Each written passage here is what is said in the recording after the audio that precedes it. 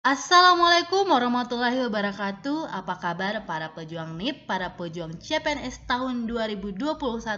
Semoga tetap semangat ya. Teman-teman, saya mau ngucapin terima kasih atas dukungan di channel ini dan selamat datang juga di channel YouTube Nurse Vista. Komen dari teman-teman membuat saya tambah semangat untuk membuat video-video terbaru tentang pembahasan soal-soal. Nah, ini saya sudah buatkan materi yang paling banyak di request, yaitu mengenai mentorship dan preceptorship.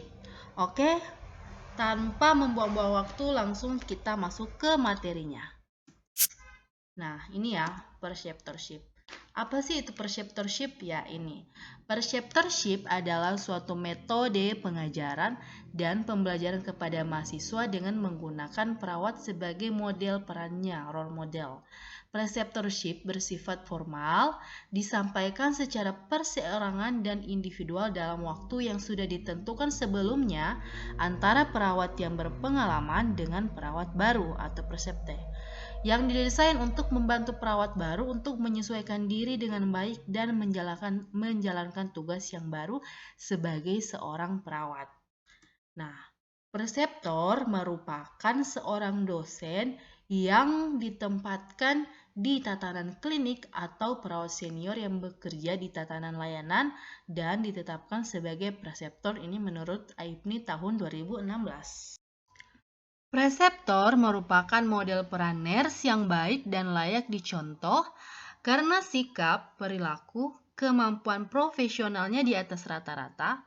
Preseptor telah mengikuti pelatihan pendidik klinik yang memahami tentang kebutuhan peserta didik akan dukungan, upaya pencapaian tujuan, perencanaan kegiatan, dan cara mengevaluasinya. Ini menurut AIPNI tahun 2016.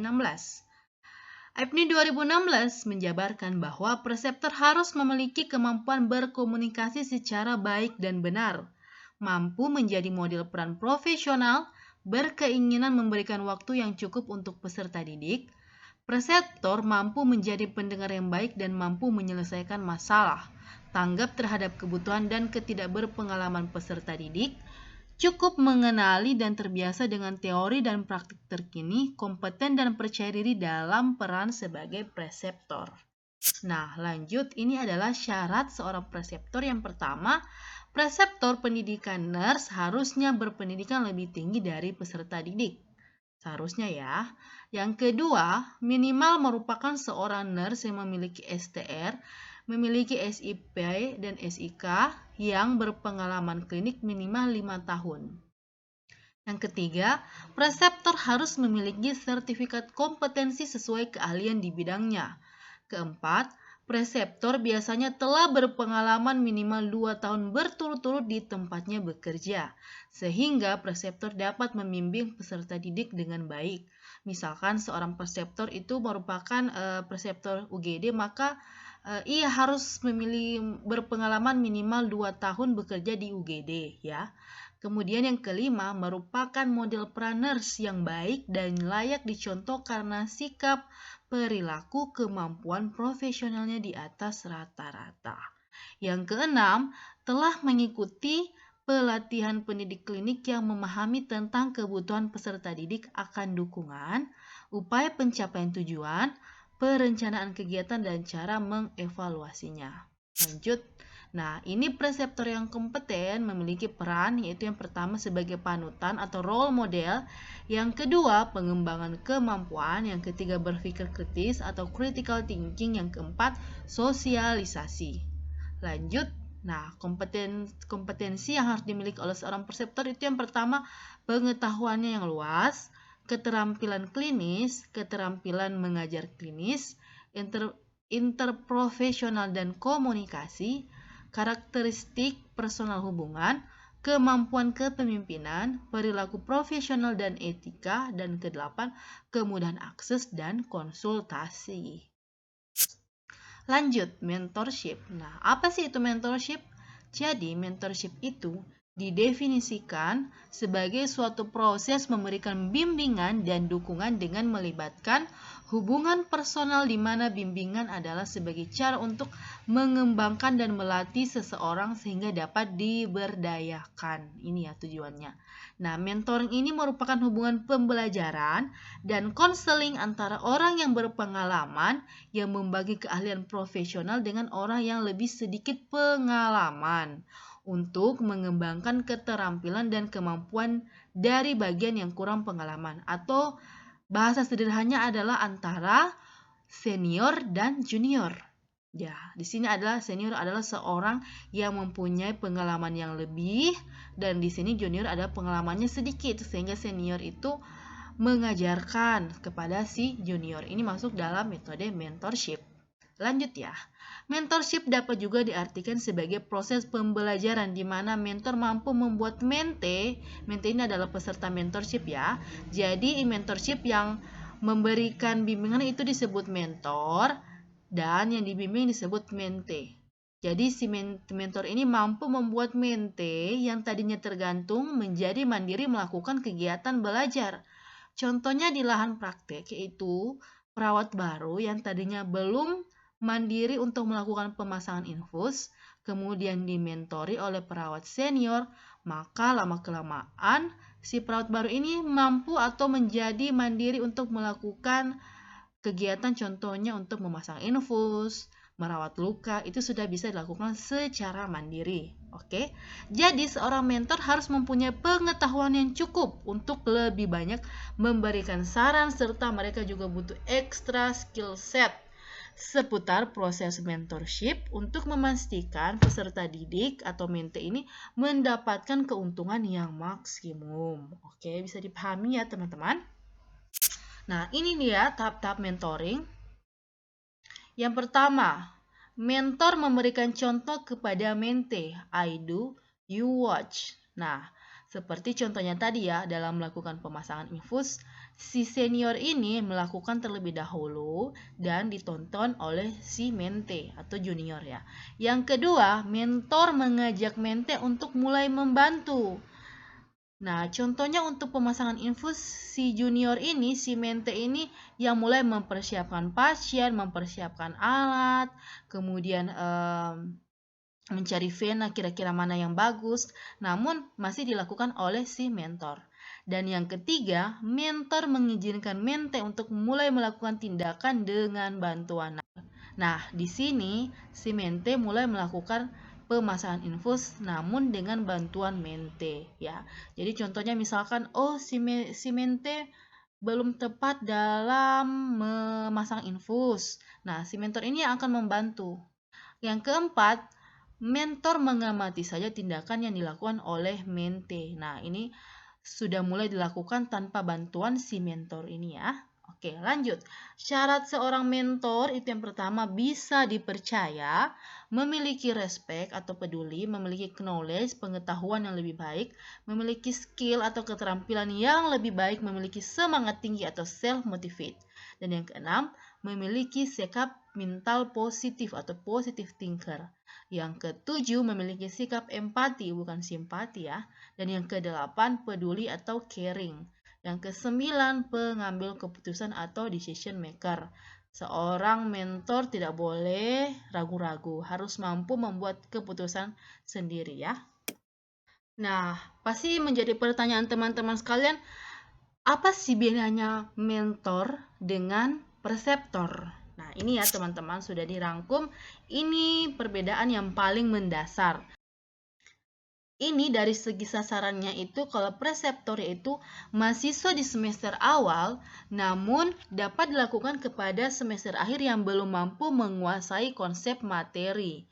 Sedangkan kalau di mentorship yaitu mahasiswa semester akhir atau karyawan baru atau perawat baru ya. Artinya sudah ada dasar, ini tinggal dimentori atau tinggal dipermantap. Nah, ini ada mahasiswa di semester awal yang belum mengetahui tentang konsep teori. Ini ya, konsep teori ataupun misalkan tentang tindakan itu belum sama sekali. Sedangkan ini sudah tahu tapi tinggal dipermantap. Oke. Nah, yang kedua dari segi metode, perseptor mencontohkan atau memperagakan prasat dari satu SPO atau SOP, Satuan Operasional Prosedur, dan mahasiswa mengamati. Sedangkan mentorship yaitu mentor mengobservasi mahasiswa melakukan prasat dari Suatu prosedur bila ada langkah yang tidak tepat, mentor mengambil alih prasat yang sedang dilakukan. Yang ketiga, istilah. Nah, pembimbing dalam metode preceptorship disebut preseptor ya, sedangkan individu yang dibimbing disebut precepte. Kalau mentorship, pembimbing dalam metode mentorship disebut mentor dan individu yang dibimbing disebut mente. Oke, bisa dipahami ya teman-teman. Ini adalah perbedaan yang paling mendasar antara preceptorship dan mentorship ya. Jangan sampai ketukar ya teman-teman. Nah, lanjut. Oke, sudah. Kita masuk ke latihan soal yang pertama. Pengertian preseptor yang tepat adalah A. Preseptor merupakan seorang dosen yang ditempatkan di tatanan klinik atau perawat senior yang bekerja di tatanan layanan. Harus seorang ahli atau berpengalaman dalam memberikan pelatihan dan pengalaman praktik kepada peserta didik. B. Seorang tenaga keperawatan yang diberi tanggung jawab dan wewenang dalam mengatur dan mengendalikan kegiatan pelayanan keperawatan di ruang rawat. C. Seorang yang bertanggung jawab dalam mengatur anggotanya sebelum tugas dan menerima laporan kemajuan pelayanan keperawatan pasien serta membantu anggota tim dalam menyelesaikan tugas apabila mengalami kesulitan. D. Merupakan seorang dosen ditempatkan di tatanan lembaga kemasyarakatan dan institusi yang bekerja di tatanan layanan dan ditetapkan sebagai preseptor menurut AIPNI. E. Seorang yang kurang berpengalaman yang membagi keahlian profesional dengan orang yang lebih pengalaman untuk mengembangkan keterampilan. Silakan di-pause dulu videonya dan dijawab. Ya, hati-hati ya teman-teman, ini opsinya cukup panjang-panjang, diteliti, dipahami setiap opsinya. Oke, apabila sudah, selamat yang menjawab A. Jadi, preseptor itu merupakan seorang dosen yang ditempatkan di tatanan klinik, pelayanan keperawatan di ruang perawat. Ini adalah pengertian dari kepala ruangan. Dan opsi C, di sini sudah disebutkan ya, membantu anggota tim. Ini adalah pengertian dari ketua tim. Dan yang ini merupakan ini sudah benar ya, tapi di sini ditempatkan di tatanan lembaga kemasyarakatan. Salah ya, seharusnya ini ditempatkan di tatanan lembaga klinik, bukan di lembaga kemasyarakatan. Dan yang E adalah seorang yang kurang. Nah, ini salah. Ini harusnya seorang yang lebih berpengalaman. Jadi ini terbalik ya, seorang yang kurang berpengalaman membagi keahlian profesional dengan orang yang lebih berpengalaman. Ini terbalik ya, seharusnya yang lebih kemudian membagi keahlian profesional kepada orang yang kurang. Oke, bisa dipahami ya teman-teman. Jadi tidak usah dihafal mati, tetapi dipahami apa maksud dari preseptor itu sendiri. Ini ya, ini teman-teman pahami. Oke, lanjut. Oh, masih azan. Tujuan diterapkannya metode preceptorship dan mentorship dalam pendidikan keperawatan di bawah ini kecuali A. Mahasiswa lebih terbimbing dan aktif dalam melakukan praktik keperawatan serta meminimalkan kesenjangan bimbingan antara pihak institusi dan lahan. B. Untuk mengembangkan mutu pembelajaran klinik. C. Peningkatan kualitas pembelajaran praktik klinis. D. Membantu proses transisi dari pembelajaran ke praktisioner, mengurangi dampak sebagai shock realita, dan memfasilitasi individu untuk berkembang dari lingkungan yang baru yang dihadapinya. Atau E. Menurunkan tingkat stres kerja perawat dengan menurunkan tekanan dalam beban kerja perawat. Silakan di-pause dulu ya teman-teman dan dijawab. Oke, sudah. Selamat yang menjawab E. Di soal disebutkan di sini adalah kecuali. Opsi E, menurunkan tingkat stres ini bukan tujuan dilakukannya, itu metode preceptorship dan mentorship ya. Lanjut. Nomor 3. Dalam dunia pendidikan keperawatan, ada banyak metode pembelajaran pembimbingan klinik yang digunakan untuk mendidik mahasiswa keperawatan saat di lahan praktek.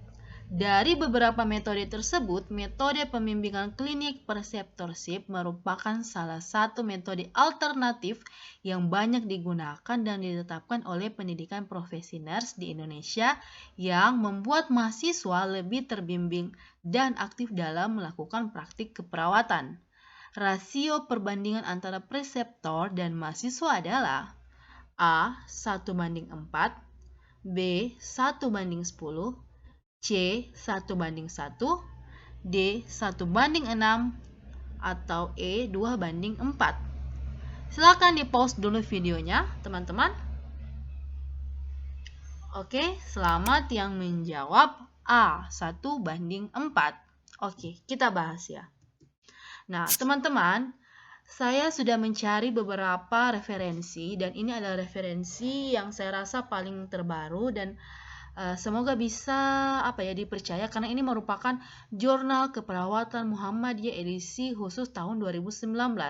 Judul jurnalnya itu Instrumen Evaluasi Kinerja Preseptor dengan Kepuasan, Kepercayaan Diri, dan Critical Thinking Preseptor dalam melaksanakan praktik klinik.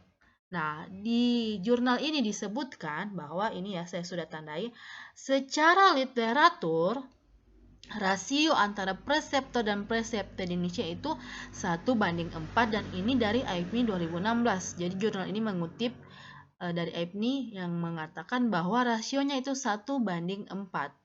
Nah, apabila teman-teman mempunyai referensi lain yang dapat dipercaya, yang dapat dipertanggungjawabkan, silakan teman-teman komen ya di bawah ini. Kalau saya sejauh ini masih ini ya yang saya gunakan. Kalau teman-teman punya silahkan komen dan akan saya revisi. Oke, lanjut ya. Nah, nomor 4. Di bawah ini yang bukan merupakan kriteria seorang preseptor adalah A. Berpendidikan lebih tinggi dari peserta didik minimal merupakan seorang nurse, tercatat dengan mempunyai STR, mempunyai lisensi yang berpengalaman klinik minimal 5 tahun. B. Memiliki sertifikat kompetensi sesuai keahlian di bidangnya. C. Telah berpengalaman minimal 1 tahun berturut-turut di tempatnya bekerja. D. Merupakan model peran nurse yang baik dan layak dicontoh karena sikap, perilaku, kemampuan profesionalnya di atas rata-rata. E. Telah mengikuti pelatihan pendidik klinik yang memahami tentang kebutuhan peserta didik akan dukungan, upaya pencapaian tujuan, perencanaan kegiatan, dan cara mengevaluasinya. Di pause dulu videonya, dipahami, dibaca ya, dibaca baik-baik soalnya karena optionnya ini cukup panjang dan ini sudah dibahas di awal. Oke, teman-teman, sudah dijawab? Selamat yang menjawab C. Telah berpengalaman minimal, harusnya di sini teman-teman. Di sini minimal 2, jelek. Minimal 2 tahun ya, jangan sampai terkecoh. Oke, kita bahas untuk lebih jelasnya. Nah, ini kriteria preseptor menurut AIPMI tahun 2010 ya, yaitu berpengalaman minimal 2 tahun. Kemudian menurut Puskesmas RI tahun 2004 yaitu minimal selama 3 tahun ya, ada yang 2 tahun, ada yang 3 tahun, tapi intinya itu di atas 2 tahun ya. Jadi kalau 1 tahun belum bisa dikatakan sebagai preseptor. Oke, teman-teman. Jadi ini soalnya opsinya ini dipahami. Jadi ini ya. Ini pengalaman klinik 5 tahun. Sedangkan berpengalaman 2 tahun di tempatnya bekerja. Apa bedanya pengalaman klinik dan pengalaman di tempat bekerja?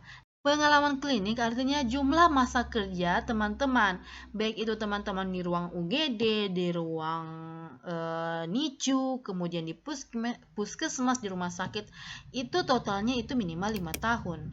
Sedangkan kalau ini minimal 2 tahun berturut di tempat kerjanya, yaitu apabila seorang preseptor itu di UGD, preseptor ruang UGD, maka ia harus minimal bekerja 2 tahun di UGD. Meskipun sebelumnya ia sudah bekerja 5 tahun, 7 tahun di ICU, tetapi kemudian pindah ke UGD baru 6 bulan, 1 tahun, itu belum bisa dikatakan sebagai preseptor. Makanya ini membedakan.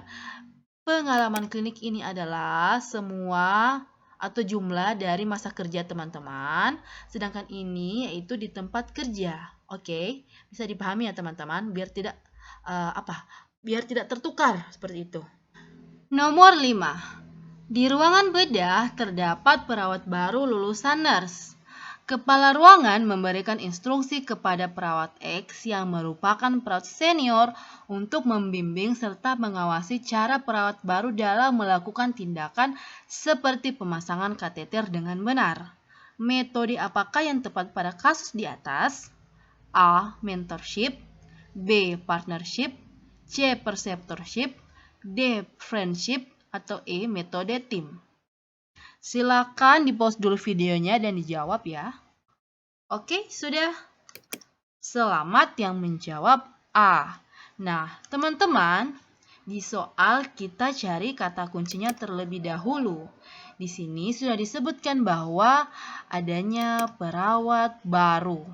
Kemudian kata kunci lain di sini disebutkan perawat senior diminta untuk membimbing serta mengawasi, yang artinya perawat baru ini sudah menguasai konsep dan teori, konsep, materi, teori, namun hanya ingin dipermantap ya. Nah, untuk teman-teman agar tidak bingung membedakan mentorship dan preceptorship, nah ini saya sudah buat rangkumannya. Jadi intinya begini teman-teman ya. Mentorship itu mahasiswa yang semester akhir atau perawat baru yang sudah banyak pengalaman, karena pembimbing mentor itu hanya mengobservasi atau mengamati. Sedangkan preceptor itu mahasiswa yang di semester awal atau mahasiswa yang di semester akhir yang belum mampu menguasai konsep materi. Jadi pembimbing preceptornya yang mencontohkan dan mahasiswa yang mengamati. Nah, mentorship itu lebih ke perawat senior dan perawat junior, sedangkan kalau preceptorship itu lebih ke dosen klinik, atau kita biasa waktu saya kuliah teman-teman, kita biasa menyebutkan itu sebagai preceptor klinik ya, atau kalau D3 sebagai si ailahan. Nah, ini yang bertugas sebagai si ailahan atau preceptor ini, sehingga antara dosen klinik dan mahasiswa. Itu ya cara membedakan yang paling gampang lah teman-teman, biar tidak bingung. Oke, bisa ya dipahami? Lanjut. Nah, ini ya perbedaannya sudah saya jelaskan juga tadi sebelumnya ini ya. Sasarannya itu mahasiswa di semester awal, namun dapat dilakukan kepada mahasiswa akhir yang belum menguasai materi. Nah, sedangkan kalau di mentoring itu yaitu mahasiswa semester akhir atau karyawan baru atau pegawai baru atau perawat baru. Oke. Nah, ini ya. Sedangkan ini mentor itu mentor mengobservasi. Nah, bila ada langkah yang tidak tepat, mentor mengambil alih prasat yang sudah dilakukan. Ini ya. Oke, bisa dipahami ya teman-teman. Semoga tidak tertukar-tukar. Lanjut ya. Nomor 6. Seorang kepala ruangan di sebuah ruang perawatan membawahi 32 staf perawat yang terdiri dari ketua tim dan perawat pelaksana. Kepala ruangan tersebut membiarkan ketua tim dan staf perawat lain bekerja sendiri karena menurutnya mereka sudah mampu mengerjakan tanpa pengawasan. Apa tipe kepemimpinan dari kepala ruangan tersebut? A. Paternalistik, B. Laissez-faire, C. Karismatik, D. Demokratis, atau E. Otoriter. Silakan dipahami dulu ya teman-teman, dicari kata kunci dari soal ini di mana. Oke, sudah dijawab? Ya, selamat yang menjawab B. Laissez-faire. Nah, teman-teman kita cari kata kuncinya. Di sini disebutkan membiarkan, yang artinya dibebaskan ya. Nah, ini adalah ciri khas dari kepemimpinan laissez-faire, yaitu membebaskan bawahannya, kemudian tidak mengontrol, menganggap bawahannya itu mampu mengerjakan tanpa pengawasan. Nah, kemudian opsi A, C, D, dan E kita bahas di slide selanjutnya. Nah, ini ya. Ini autokratis yaitu atau otoriter ya, yaitu pada gaya otoriter kepemimpinan melakukan kontrol maksimal. Nah, ini ya, kontrol maksimal terhadap staf, membuat keputusannya sendiri. Ini ya, tidak dilibatkan orang lain atau stafnya, tapi ini membuat keputusan sendiri. Sedangkan demokratis ini adalah kebalikan dari otokratis atau otoriter. Nah, ini pemimpin mengikut sertakan bawahan dan dalam proses pengambilan keputusan. Ini ya, intinya demokrasi ini bawahan itu dapat memberikan syarat dan bisa diterima oleh seorang pemimpin ya. Sedangkan laissez-faire yaitu pemimpin memberikan kebebasan bertindak, menyerahkan perannya sebagai pemimpin kepada bawahan tanpa diberi petunjuk atau bimbingan serta pengawasan. Nah, teman-teman, ini ya untuk memudahkan teman-teman mengingat, yaitu ini ada kata fair, itu kita ambil kata yang paling dekat artinya free. Free ini kan artinya bebas ya. Jadi di sini artinya pemimpin itu memberikan kebebasan atau membebaskan bawahannya untuk bertindak sesukanya tanpa pengawasan. Ini untuk memudahkan teman-teman mengingat. Oke? Nah, sedangkan kalau paternalistik yaitu pemimpin yang menganggap bawahannya sebagai manusia yang tidak dewasa ya, bersikap terlalu melindungi bawahan, jarang memberikan kesempatan kepada bawahannya untuk mengambil keputusan. Seperti yang perawat senior yang menganggap bahwa perawat junior ini tidak mampu memasang kateter secara sendiri. Dia anggap bahwa perawat junior itu tidak mampu. Nah, ini gaya kepemimpinan yang paternalistik atau lanjut. Kepemimpinan karismatik di sini dicirikan dengan suatu hubungan emosional antara pemimpin dan anggota kelompok yang dipimpinnya. Menginspirasi orang lain dengan mendapatkan komitmen emosional dari pengikut dan dengan membangkitkan rasa setia dan antusiasme yang kuat. Ini ya, artinya ini harus ada hubungan emosional. Oke. Bisa dipahami ya teman-teman sampai di sini? Setiap staf harus melaksanakannya. Ya. Artinya di sini bahwa keputusan itu dilakukan langsung oleh perawat manajer. Perawat manajer ini tidak meminta pendapat atau meminta saran dari teman-teman, tetapi ia mengambil keputusannya secara sendiri. Nah, ini manajer menunjukkan rencana yang ia buat. Nah, ini ya, yang ia buat artinya dia membuatnya sendiri tanpa melibatkan staf atau bawahannya. Ini merupakan ciri dari tipe kepemimpinan autokratik atau otoriter. Nah, ini ya, seorang pemimpin autokratik mengontrol dengan kuat dan membuat keputusan dan menyelesaikan semua masalah. Seorang autokrat cenderung mendominasi dalam kelompok dan memerintah. Ini ya, daripada mencari saran atau masukan. Di sini disebutkan bahwa setiap staf harus melaksanakannya ya. Dan ini rencananya yang ia buat sendiri tanpa melibatkan staf atau orang lain. Oke, bisa dipahami ya teman-teman?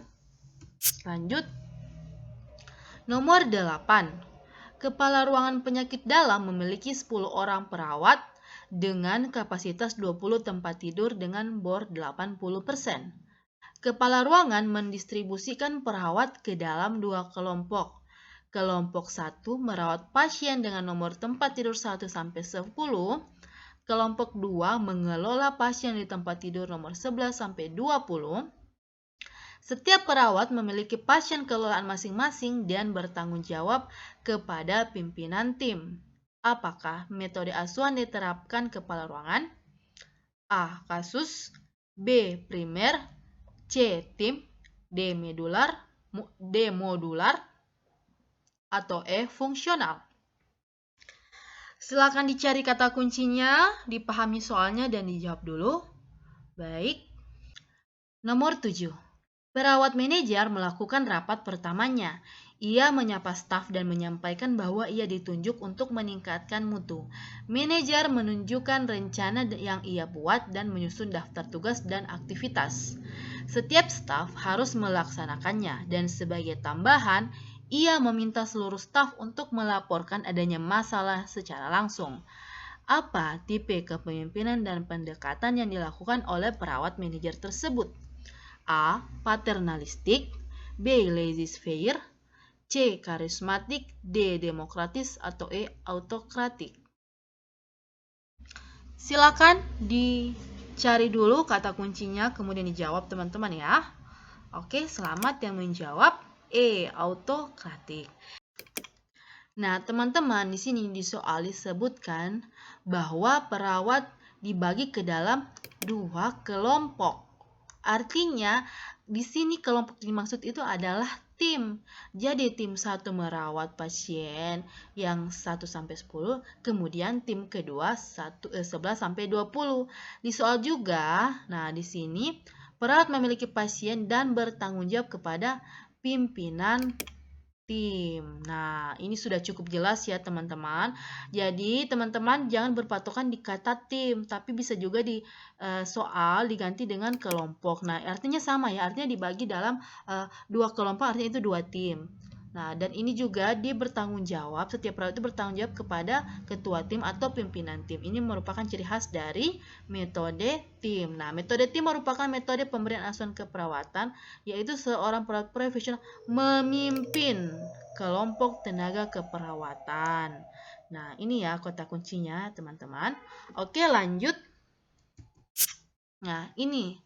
Ingat, ini adalah jembatan keledainya untuk teman-teman mudah mengingat. Jadi metode fungsional yaitu perawat melaksanakan fungsinya masing-masing.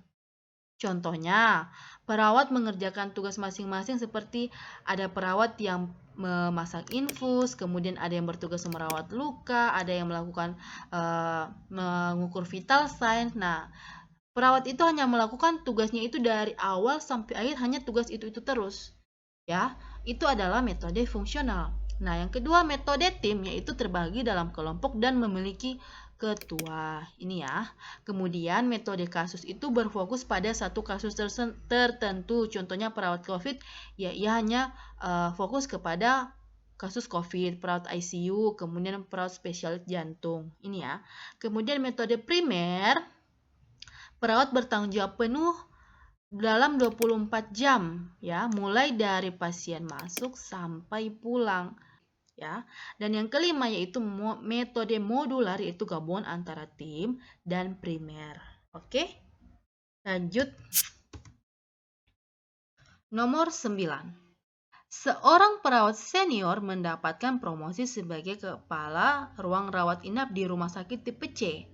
Dari hasil analisis situasi pelayanan keperawatan dilakukan di ruangan tersebut, masing-masing perawat melaksanakan tugas berdasarkan tugasnya masing-masing.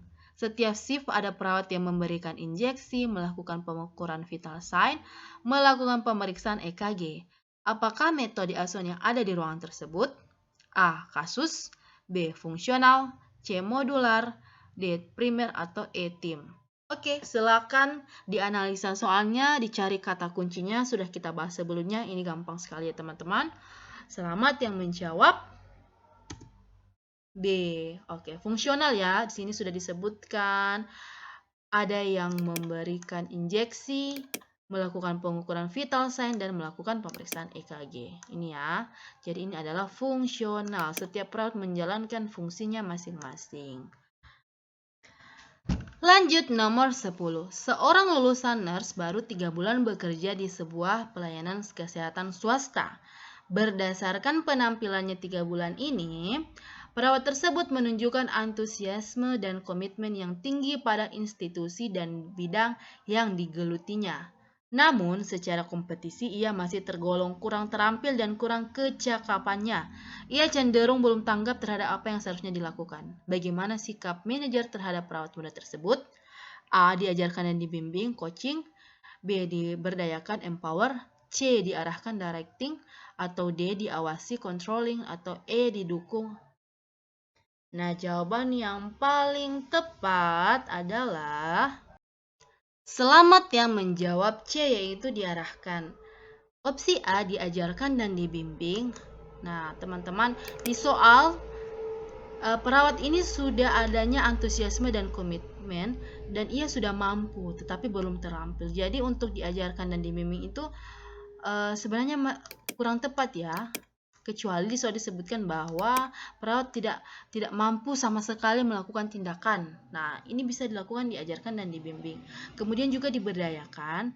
Perawat juga sudah melakukan tindakan. Di soal tidak dikatakan bahwa perawat belum mampu ya, dibilang. Jadi ini kayaknya kurang. Kemudian diarahkan, ini jawaban yang paling tepat karena di sini di soal perawat kurang kecakapannya dan ia cenderung belum tanggap. Jadi tinggal diarahkan bagaimana seharusnya. Kalau diawasi, ini biasanya perawatnya sudah mahir. Jadi diawasi, kemudian didukung. Biasanya perawat ini kurang menunjukkan antusiasme. Nah, ini diberikan dukungan atau support. Tetapi disoalkan disebutkan bahwa perawat menunjukkan antusiasmenya. Sehingga jawaban yang paling tepat adalah C, yaitu diarahkan.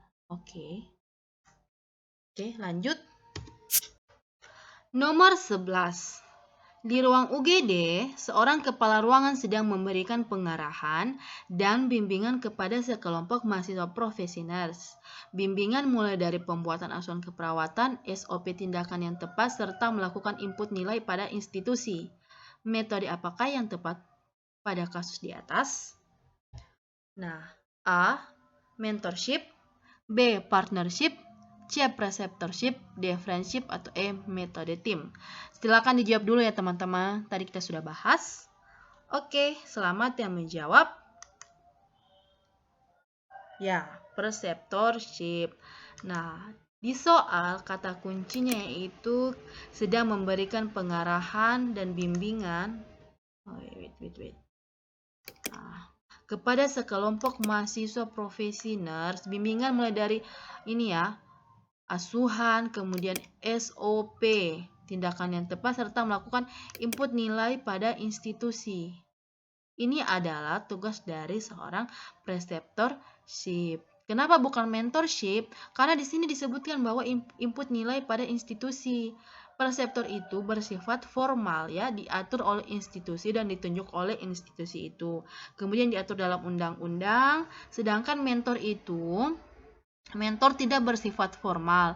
Contohnya antara perawat senior dan perawat junior.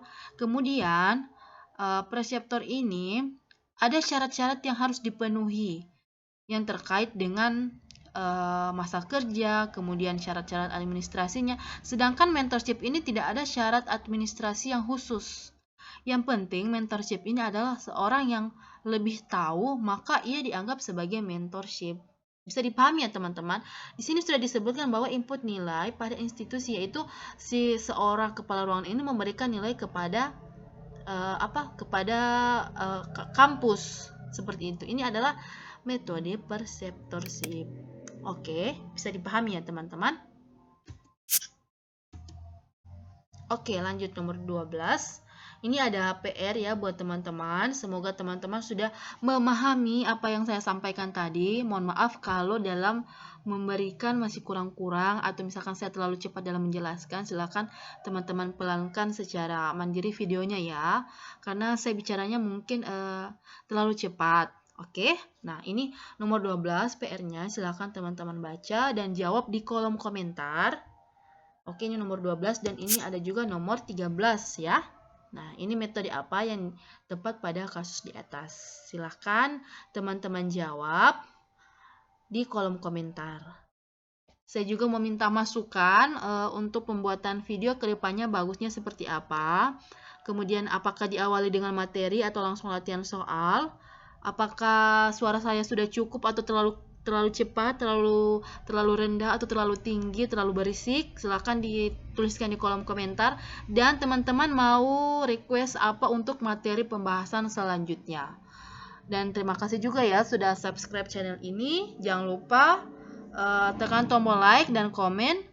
Wabillahi taufiq wal hidayah. Wassalamualaikum warahmatullahi wabarakatuh. Tetap semangat para pejuang CPNS, para pejuang NIP tahun 2021. Bye-bye.